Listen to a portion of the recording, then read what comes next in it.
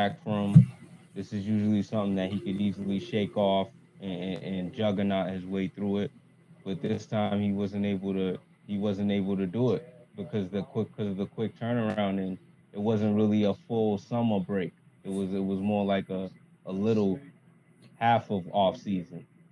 It was. It was. I'll say this as a player who's 36 years old, and Anthony Davis being as frail and fragile as his body is, it was almost a recipe for a disaster with those two type of scenarios to have such a quick turnaround. But in the same token, I'm not putting an asterisk to their bubble championship. I would never disrespect a championship like that. That's kind of the same reason why I think we have the proof that they benefited from the pandemic rest also when they won it, the year they won it, because LeBron was a little older and AD is so brittle. But man, I think this is the signal. I'm not ready to say he's on a harsh decline, like LeBron's not like a top 5 player, a top 3 player. I think he's definitely a top 3 player, but the days of him being able to hit that gear where he's the undisputed number 1 for long stretches of time is over. You know, I think KD, Giannis, to a lesser extent, Kawhi, they're kind of all, because LeBron took a slight step back, I think they're all kind of on the same level until we see what happens this year. Whoever comes out with the chip could be able to say something about it. But I gotta ask, man, I think you have to at least entertain trade offers for Anthony Davis. What do you think? No, I don't think you can do that Why? Because at the end of the day, getting a better power forward to fit that fold next to LeBron. Do you think there's another better big man that would fit that? I mean, that's available. Off the top of my head, probably not. But I can't help but feel like at this point, it's not about AD's talent. It's about who you are. And who you are is somebody that we can't rely on being here with big games. And you got all the talent in the world, but if you're not here when we need you, if your body's not in shape and right when we need you, how much of an asset are you really? So it's like, it's almost to the case where even if you got a couple of pieces that might not be equal in talent, if they're more durable, it might be worth entertaining, I believe, because at this point, what's the plan? I mean, of course, you still got LeBron for maybe 4 more years, but I think AD's proven that even if LeBron's to retire, he can't take over as the next best Laker. So it's like, do you really want an unhealthy star when LeBron's for the rest of LeBron's prime, and then after he leaves? I don't know. I think they have no choice but to ride it out. They put a lot of money into Anthony Davis. They put a hell of a lot of money into him. They gave him a crazy extension. Now they have no choice but to just hope he ends up being healthier, or he steals LeBron's $2 million diet and somehow gets a healthier body. That's the only thing that you can hope for. But that's not going to happen. We got to be honest at this point. We've seen enough proof. There's proof now. Who else is worth the risk?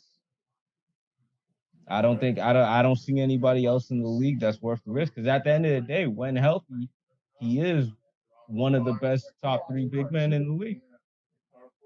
And the other 2 big men ain't available. He's gonna Denver's gonna lock down Jokic. You can't get anything better than that. It's tough, man. I think they owe it to themselves. If they really want a chip, I'm not saying get rid of them for anything. I'm just saying if you could get some type of star in return that could still be paired with LeBron that has proven to be more healthy, you got to entertain it, man. You have to at least listen to it because. But I think I see a pattern. But I think it has to be around that level too. You can't trade him unless it's something around that level. Would you, if you could somehow in a crazy world, if LeBron could get Dame, you think that I think that's around that level. Yeah, but I don't see. Oh, I think this is it, bro. They're starting to they say there's like 6-7 teams that realistically have entertained getting Dame, and it's realistic now. Yeah, but I don't see Lakers being one of them that can possibly do it because Dame's one of the top 3 highest paid people in the whole entire league. You would have to your Lakers bank in order to. I think him and AD's salaries they probably aren't equal, but they may. I think they mostly match up. But you could always throw like a Kuzma in there. Would have to be AD and probably one more other guy, and that might mess up the depth though, don't you think? I think it would at first, but if you're able to somehow successfully get a Dame level guy with LeBron, I think people would run over to play over there. People would be running to play there or Brooklyn if you're able to pull something like that off. So I just think the Lakers are kind of screwed, man. They're not completely screwed, but as far as being like locked in championship contenders, if you rely on AD, you're not going to know what you're going to get. And even when he was healthier, he declined. He had a better season last year. So it's like you either going to get New Orleans Pelicans and Anthony Davis for the next 2 to 3 years, or you got to at least entertain it, man. It's a tricky spot, and it's not like they got a lot of young assets. They gave them all up. I bet they wish they had Lonzo Ball now. I bet they wish they had Brandon Ingram now. I bet they wish they had Julius Randle now. I'll never forgive them for giving up Lonzo. Dennis Schroeder, 0 points. Come on, man. He's better than Lonzo? No way. I agree. Their future-wise, this group. I think it's like let's say the Nets stay together for the next 3-4 years, and the Bucks keep doing what they're doing. And look at the West. The West, the young guns are stepping up. Ja Morant, Luka, Donovan Mitchell. They're getting better every second. They're screwed as far as being dominant contenders. Yeah, I think they will be for probably maybe 2 points, but then after that, I'm not sure it's gonna be pretty because we see it. Age is gonna eventually get LeBron. Now it's gonna have to be his time to be Batman. Man, let's look at his track. No, his track record is not. It's crazy, bro. You would think he could be Batman easily. It's not good. I'm not sure he has the mental for it too. Yeah, I think that's what it is. He don't got that alpha dog, that killer instinct, that killer will in his head. He's a blend-in star. I think you gotta start calling them now. They got the A+ talent, but they don't got the A+ mentality. They rather blend in and get their numbers rather than have to be the focal point of a defense and get double teamed and get triple teamed and whatnot. But their future is really, really interesting, man. LeBron, you think LeBron's gonna demand? He might demand the team make a lot of changes regardless. It might not be Anthony Davis, but I think a lot of people are leaving. Me too. But I have to ask you this though. If now you know he's bumped out, if the Clippers get bumped out, who will you ride him with? Damn, that's a good one. That's a really good question. Who you riding with? Because I think I'm got my CP3. I think now's the time. There's no excuses for him.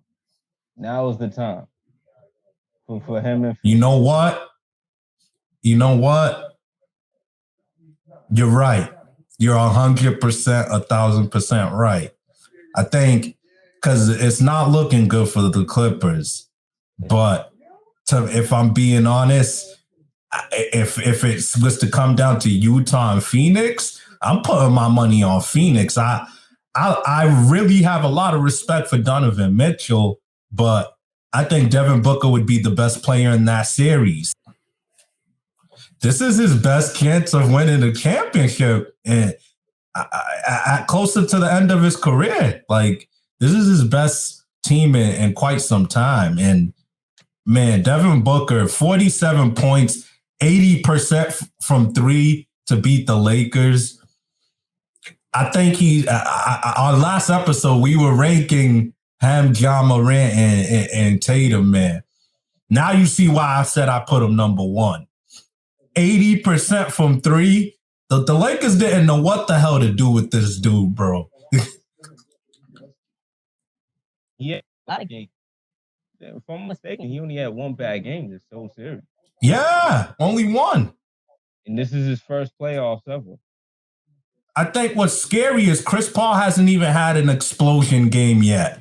And there is Jay Crowder and Devin Booker and Ayton that are doing the heavy lifting. Once Chris Paul starts getting his heat up and is hitting his mid-range jumpers and threes, like, they're very scary, man. They're very, very scary. Yeah, my pick was the Lakers, but they're out too. So it's a weird season. It's the weirdest season. A weirdest season. Like, you can't even go by regular logic. And I told you Denver has the MVP. They could creep past Portland. The Portland loves losing like that. I swear. No Murray, no Will Barton. They still lost.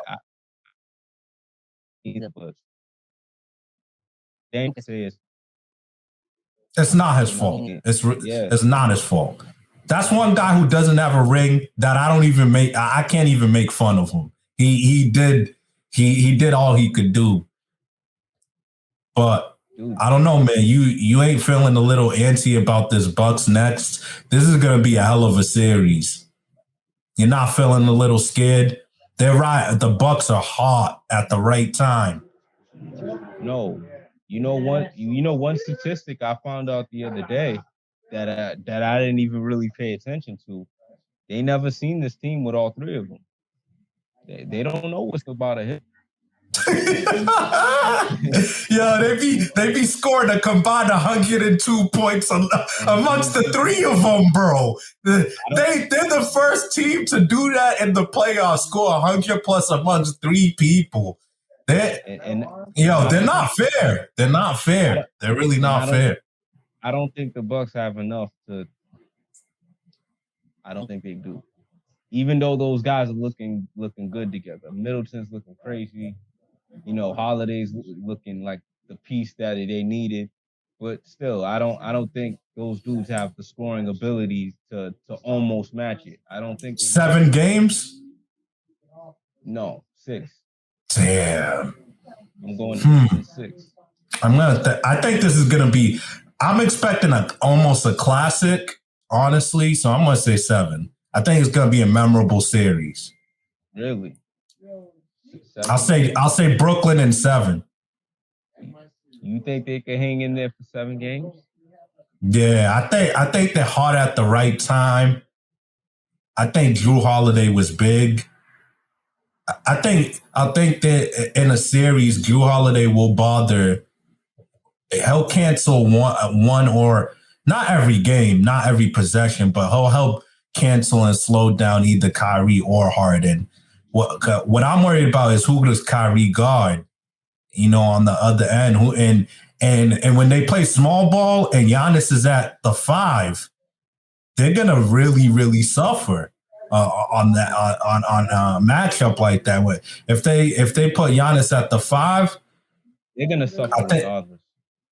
I think it makes it even worse. You know, Giannis at the 5, you don't got an intimidating presence. Yeah, He's just going to have a field day in there, he is. including Joel Embiid, who might be waiting in the Eastern Conference Finals. But Yeah. I think it's going to be a really close series. It's going to be a classic.